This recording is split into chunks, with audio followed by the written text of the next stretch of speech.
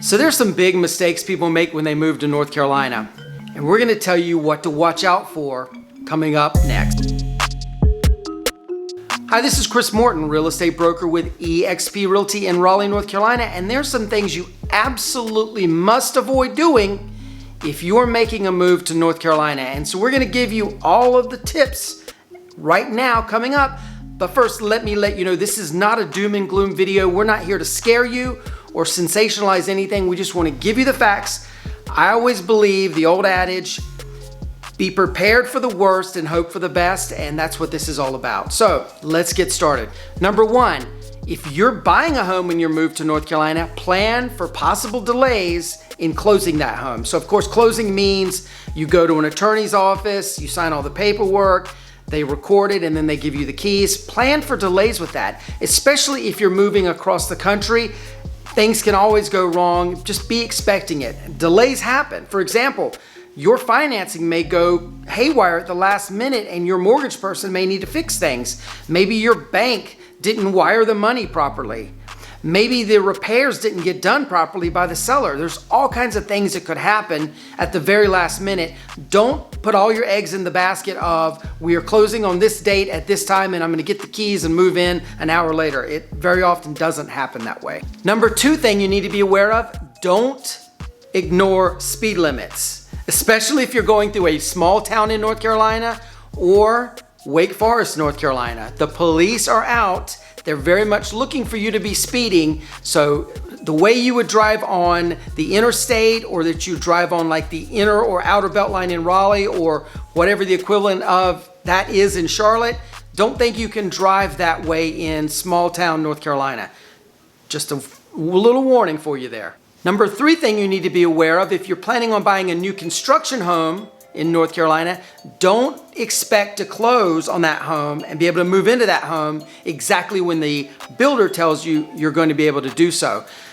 Along the lines of that first one we talked about, things happen, but in this instance, it's caused by material shortages, where windows are actually taking 12 weeks to come in many instances. The other thing that's happening, unfortunately, is there's a lot of builders out there who are taking advantage of the situation where there's so little inventory that they're selling and overselling their product, meaning they're selling more homes and more lots than they have the capacity to build in that set period of time. So if you've got a builder who tells you that your home is going to be ready the end of 2021, be expecting that it may be January, maybe even February of 22 before you can move in. We have a builder, I hate to tell this story, we have a builder that we recommended on a recent video we did on best builders in the area, and we've unfortunately had to take them out of that video and blur them out of the video because of the way they've treated a client we've got from YouTube. The short story is basically that they promised we was going to close this house in August. It's been 4 delays so far, and the plan is it's going to close the end of October, and it doesn't look likely that it's going to close the end of October. The home does not even have the drywall up inside the house.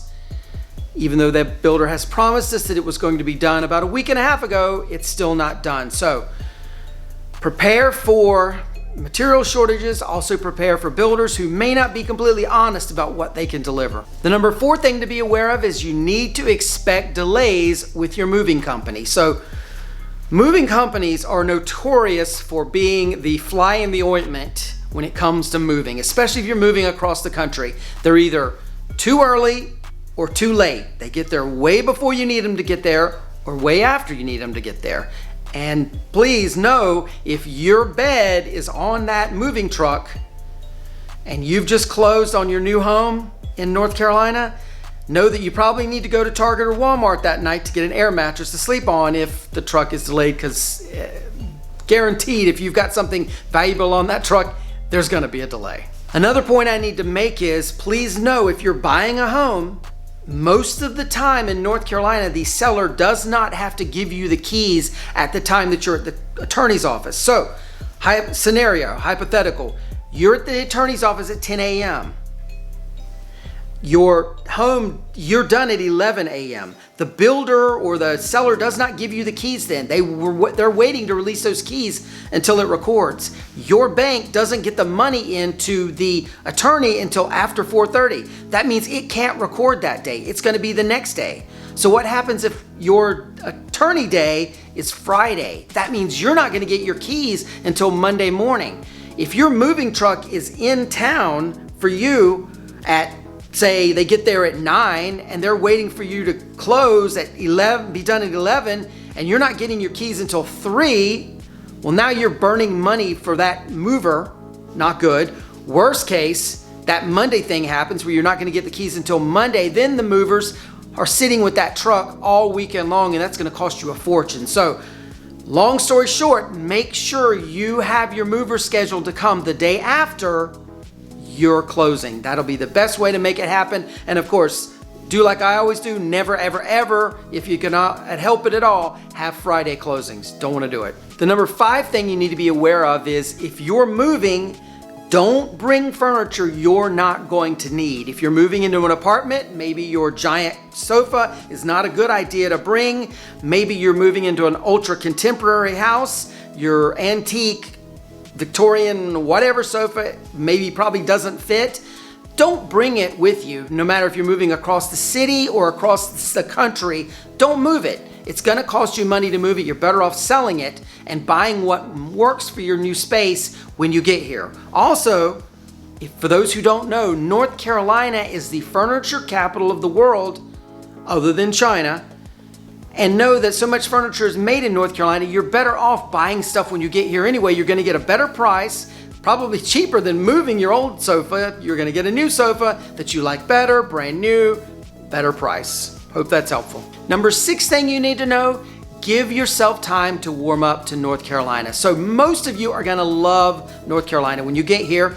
Some of you are going to be homesick for your old city, old state. I get it. It happens. But just be prepared to give North Carolina a chance. I promise you're gonna really find something here you love. What's great about the state is it's so diverse. We have mountains, we have beaches, we have the Piedmont, we have beer breweries, we have wineries, we have nice restaurants, we've got country cooking restaurants, state fairs, just about anything you can imagine we can do here and we have here, and it's something you can learn to enjoy.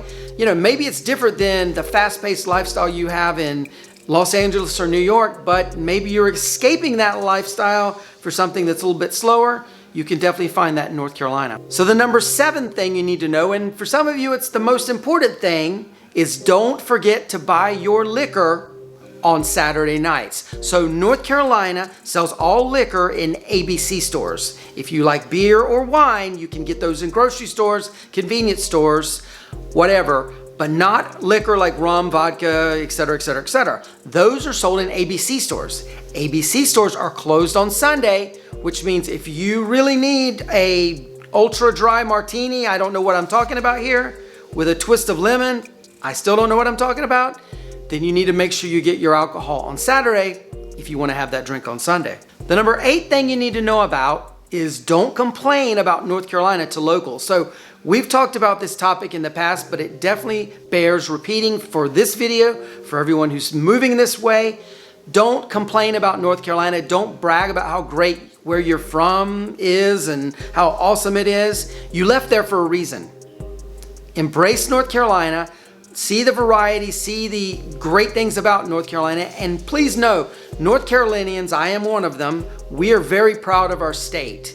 We're humble people, but we don't like to be put down. So if you want to make friends, the fastest way to do it is not talk about how awesome your life was in East Cucamonga and blah, blah, blah. Enjoy, get to know North Carolina, get to make friends. You're going to get along a lot better. You're going to be a lot happier. The number 9 thing you need to know about moving to North Carolina is buy your appliances early. So if you are already here building a house, or you're coming this way and you're building a house or buying a resale, you may need to get new appliances, especially refrigerators and washers and dryers. Those 3 items are not They do not stay with the house. They are personal property. So if you're buying a resale, the sellers could very well take those with them. If you're buying a new construction, the builder is probably not going to throw those 3 items in, so you're gonna need to buy them. Understand there's massive delays right now all over the country, but definitely in North Carolina for refrigerators and washers and dryers. So when you're just making the commitment to buy a house, go ahead and order it. Have it sitting in a warehouse if you need to, so that you're not going a week and a half, 2 weeks or longer without a refrigerator. We had clients earlier in the year who did not do this. Luckily, they were able to live out of a ice chest and a temporary refrigerator, and they're okay. They were okay, and they're great now because they've got this killer refrigerator with the push-button-y screen and all. I love it whenever I go see it. It's cool. But they went without, so be prepared ahead of time. And the number 10 thing you need to worry about is don't be too picky on buying a house, and also don't settle.